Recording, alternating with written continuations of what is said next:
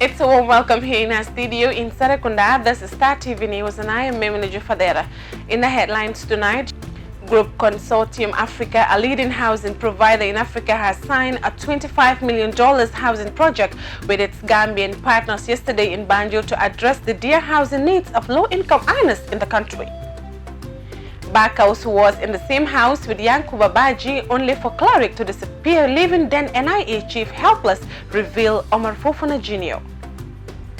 Gambia crashes out of the FIFA Under-20 Women's World Cup qualifiers after losing the first leg in Ouagadougou 3-2 and the ongoing 2020 FIFA Under-20 Women's World Cup. Jizzle beats ST to win Gambia's Best Artist of the Year at the glamorous Wasahalat Music Award. On the international scene, weapons arriving despite embargo in Libya's conflict. Police shoot dead man after terror-related stabbing in London. U.S. presidential hopefuls launch campaigns in Iowa. Those were the headlines, and now the news in details.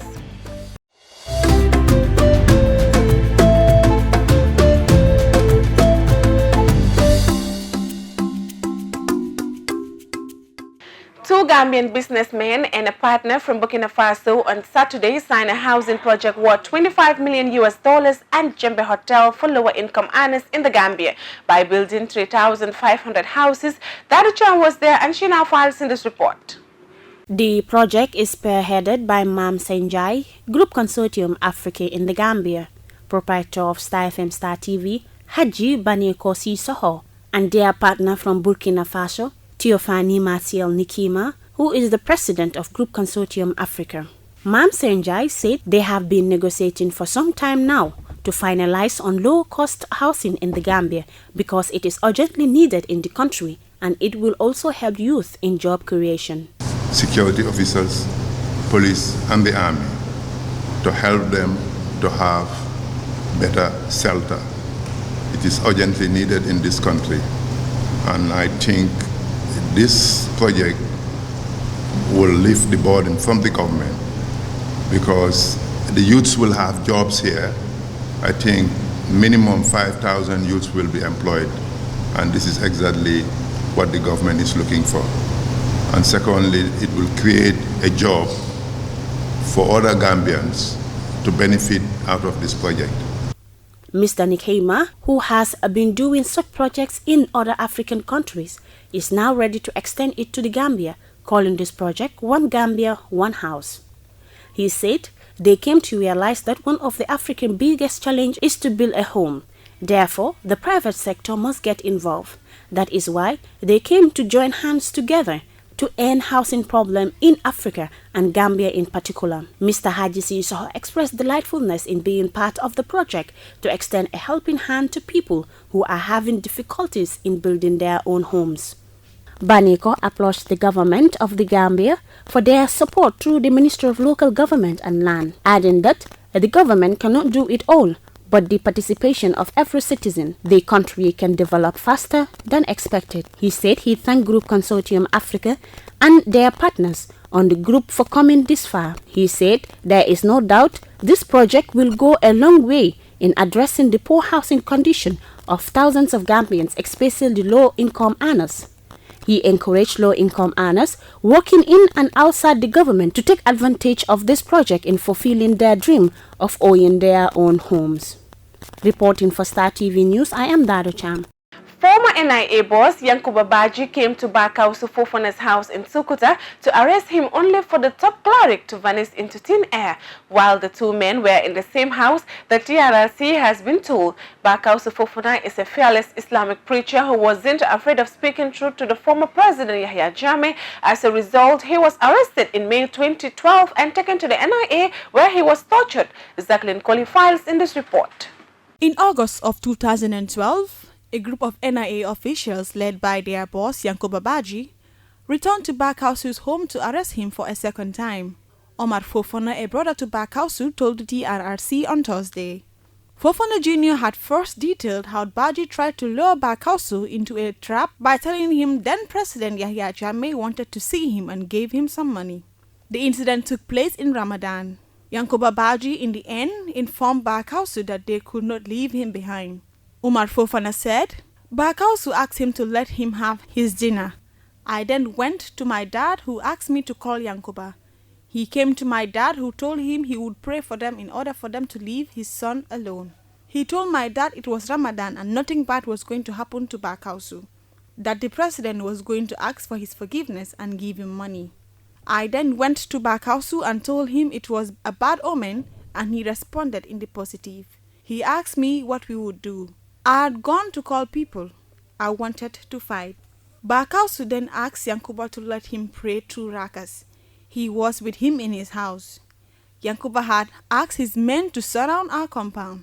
Bakausu then prayed and then from Yankuba, those in the house, our father and everybody, it's only God who knew Bakausu's disappearance. Reporting for Star TV News, I am Jacqueline Colley. The Gambia national women's under-20 Scorpion has failed to qualify to the 2020 FIFA under-20 Women's World Cup after drawing goalless with Burkina Faso in the second leg of preliminary qualifier. Omar Job reports. After losing the first leg in Ouagadougou 3-2, Fodeba and his charges were hoping to overturn the result in Banjul on Saturday. But a goalless draw means Burkina Faso qualifies on 3-2 aggregate. The game got inspected with much anticipation of greatness and brightness. The young Scorpions were the better side in the earlier stage as they looked to unsettle Burkina Faso. But a solid defensive display and energetic midfield saw the first half ended goalless. The Gambia raised their tempo after the recess as they went all out in search of the opener, but could not break the resolute Burkina Faso defense. But for all their dominance, they struggled to fashion any significant goal-scoring chances from open play. Burkina Faso, however, did come close from a 20-yard free kick in the 73rd minute, but Lala Traoré saw her attempt headed off the goal line by Mariama Sanyang. Burkina Faso will now face Nigeria in the second round of the qualifiers. Omar Job, Star TV News. Jere Jallo, popularly known as Jizzle, Friday night ended the third-year nominance of ST Brikama Boyo as Gambia's standout singer of 2019. The Gambian Afro sensation was awarded Best Artist of the Year at the glamorous Wassa Halad Music Award at Penchemi Hall. Binta Koli censors this report. Wassa Halad is one of the most successful talk shows in the Gambia since its inception in 2012 and has successfully brought together stakeholders in the entertainment industry in a way that puts them on the right position to host a truly and authentic Gambian entertainment awards. The Wassa Halad Music Award is meant to celebrate and recognize the effort and contributions of the Gambians' talented musicians, producers, and other key actors in the music industry, including the media. This is the 5th edition of the award. Jizzle walked home with 4 awards unlike the 5 he scooped last year. But the Best Artist prize this edition complemented it all. The Bacau-born Scorpion was instantly mobbed as his bodyguards barred him somewhat from the joy-gripped screaming fans at the Penchemi Hall amid rowdy celebration at the event. Do you want to know who the artist of the year is? Who is the artist of the year? Make some noise for Jizzle!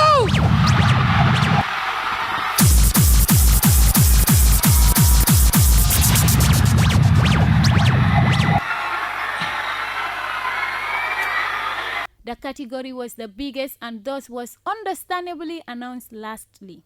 In the run-up to the awards night or hours to the event, ST Birkama was leading in the voting done by fans for the category, but judges' input and assessment, which also put into consideration constantly over the last 12 months, swayed the overall verdict in Jizzle's favor.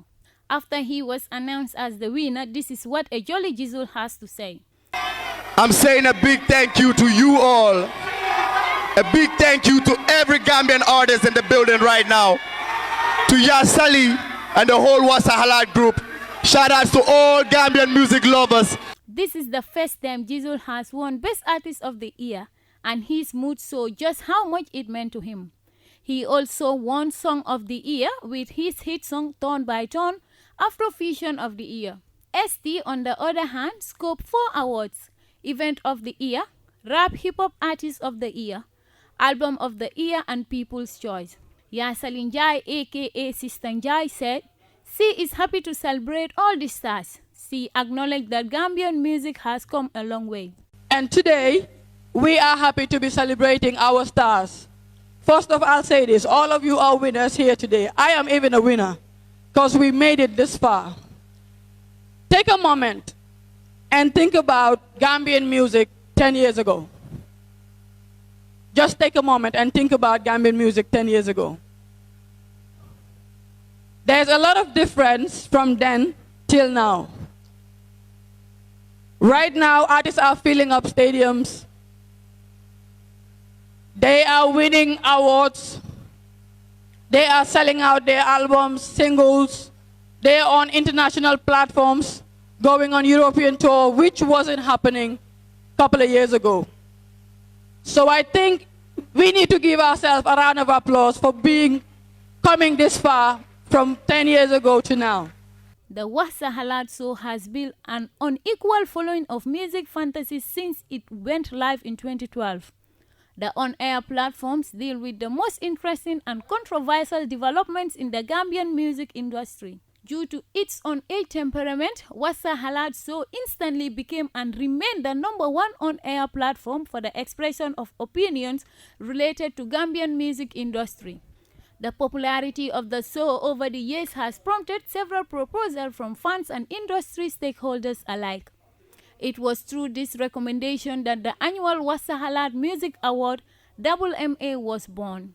Hey! Other girls come around, trying to take me away from you. Baby, you're my #1. Just in case you see lipstick on my shirt, you have to know, say it ain't my fault.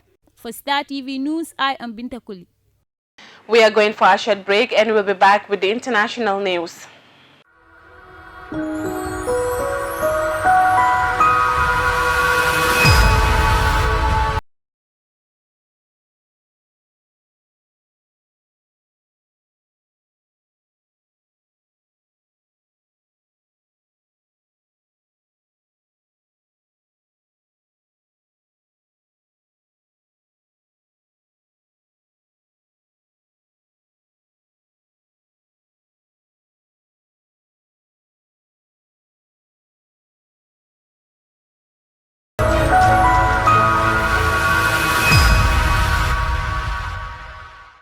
Welcome back after that short commercial break, and now the news beyond our borders. Concerns are growing in Libya that the forces loyal to renegade military commander Khalifa Haftar may be preparing to renew full-scale fighting despite a ceasefire that has loosely been in place for 3 weeks. Analysts say Haftar has received large supplies of weapons from the United Arab Emirates, UAE. On the other side, Turkey has sent naval frigates, troops and weapons to support the internationally recognized government. Al Jazeera's Tony Bedley reports from Tripoli. Libyans have been voicing their frustration and anger at what many see as the lack of meaningful effort to end the conflict. Much of that anger is directed at those who they see as responsible for prolonging hostilities. But it's also aimed at the international community, which they see as giving warlord Khalifa Haftar equal status with the internationally recognized government in Tripoli. The Berlin conference 2 weeks ago was meant to ease tensions and enforce a ceasefire. It has done neither. The international community, and Europe in particular, is as divided as ever over how to solve the problem. Europe is a big failure Europe, they are not united. They are fighting on Libya, France and Italy. England is trying to watch. Their involvement is not too much. Now England is out of Europe now. Maybe they will act more because maybe they will have their own policy. We hope so. The United States, once so vocal on Libyan issues, has remained largely silent. The UN envoy to Libya, Ghassan Salameh, has been visiting both sides to try and broker a lasting ceasefire, but so far with no success. There have been more than 100 violations since it began on January the 12th. There is supposed to be an arms embargo here, but with 2,000 kilometres of coastline and 3,500 kilometres of land border with 6 countries, enforcing it is near impossible. And there are concerns that both sides are stockpiling weapons and equipment. And government forces are preparing in case there is a full resumption of fighting. There are unconfirmed reports that the United Arab Emirates has given more than 3,000 tons of weapons, including drones, to Haftar's forces. And 2 Turkish frigates like these have arrived off the coast of Libya to add to the approximately 2,000 soldiers and pro-Turkish Syrian fighters who are said to be reinforcing Tripoli's defences. Now Turkey make a balance. Turkey came from the door. It didn't come from the window or from the back. They came because they have an agreement with the legal government. So they would like to. Now they are coming. Not flights that smuggling. What I see from Emirates and Egypt, they are smuggling weapons. Haftar's forces have been attacking Tripoli with rocket and artillery fire for 10 months. They've also imposed a blockade of oil ports that has so far cost the country nearly $700 million. The economic impact can already be seen.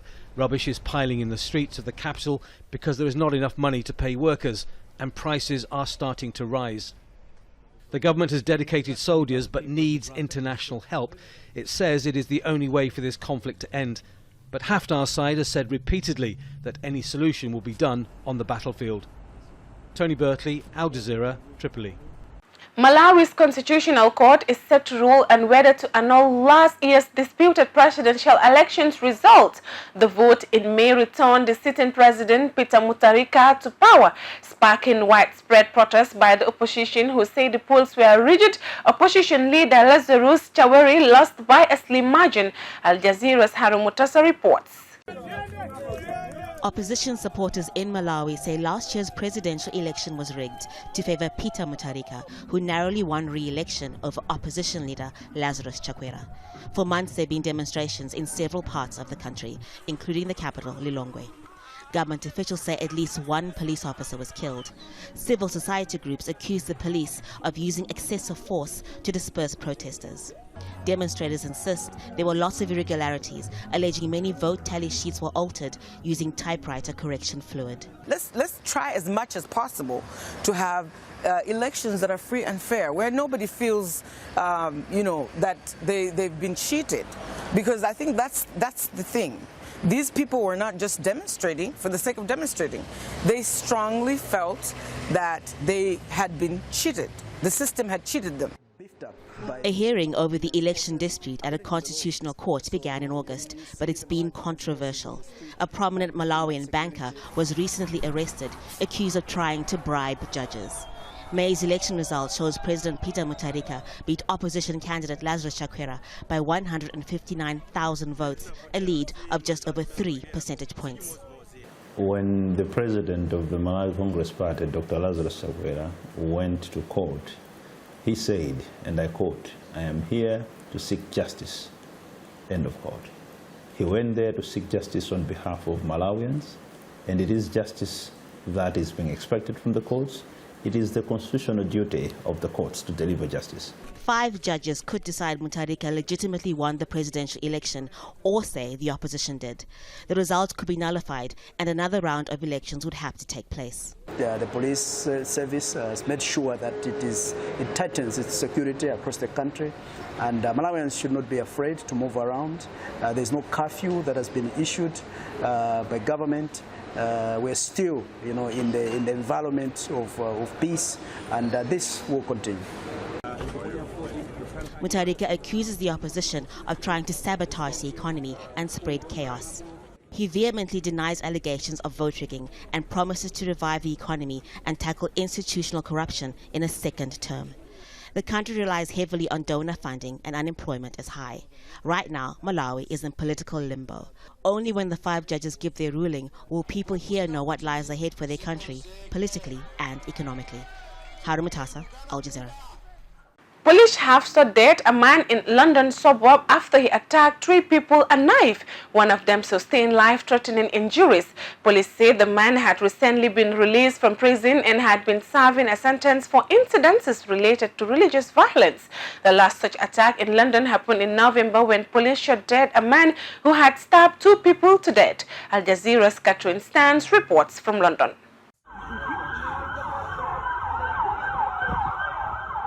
A moment of panic on a bustling street in South London.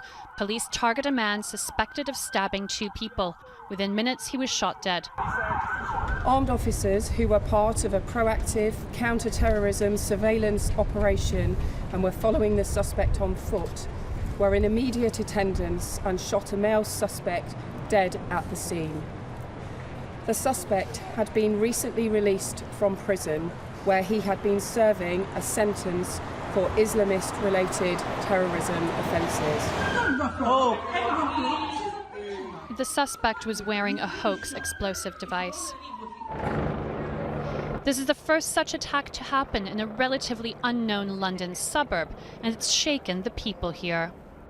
Incredibly shocked and absolutely devastated that this should have happened and that should have happened here in Streatham. We pride ourselves on being an inclusive, welcoming community. So many people from so many different backgrounds living very harmoniously together, and it's a place where you just wouldn't expect this to happen. I think it's obviously because it happens like 1 street away from where you live, it makes you feel a bit unsafe because if we had left the house 10 minutes earlier, we would have been here as it was happening rather than just as it had finished. It makes you just feel not very safe. Forensic teams remain at the scene, combing the area for clues. Politicians took to Twitter, including the British Prime Minister, who extended his sympathy to those affected, and London Mayor Sadiq Khan, who said, "Terrorists seek to divide us and destroy our way of life. Here in London, we will never let them succeed." This is the second terrorism-related stabbing incident in London in just over 2 months, and it's likely to put intense pressure on Boris Johnson and his government to do more to prevent such attacks in the future. Catherine Stansel, Al Jazeera, London. On Monday in Iowa, the voters in the U.S. presidential election get their first chance to take part. They will meet at more than 1,600 sites to make their choices. Iowa is a small but important state in the election process, and whoever wins there could have huge momentum. Al Jazeera's John Hendren reports from Des Moines. Every 4 years, Iowa jealously guards the gateway to the White House. Iowa has done a good job of narrowing the field, and I think Iowans know we aren't selecting the nominees or selecting the president. We're helping test who has a good message that resonates across the parties, who will do well on a national stage. And Iowa votes in its own peculiar way, the Iowa caucuses. Here at the State Historical Museum of Iowa, they're trying to explain it with an exhibit. It works like this. Unlike political party primaries run by the state with secret ballots driven by TV ads, I'm Bernie Sanders. The Iowa caucuses are run by the Democratic and Republican parties. For Republicans by secret ballot, for Democrats publicly. It comes from the heart. And Iowans demand hand-to-hand contact. Iowa has turned underdogs like Jimmy Carter and Barack Obama into winners. At Bernie Sanders' headquarters, they're looking to redeem a stinging loss in 2016. And the self-proclaimed socialist revolutionary and establishment candidate Joe Biden are trading front-runner status. The caucuses don't work like voting in most states with primaries and secret ballots. Republicans will caucus too, mostly for President Donald Trump. Democrats will argue for their candidates. They'll bicker, then vote. This year, Iowa has new rules. Some caucuses are so small, voters put a name in a hat. If any of those candidates get less than 15% of the vote, those votes are tossed out, and those voters picked their second choice. But this year there's a twist. In order to be more transparent, Iowa Democrats are disclosing not just the delegate total, but also the raw vote total. So conceivably, more than one candidate could claim victory. That means the effort to be more transparent could lead to more confusion.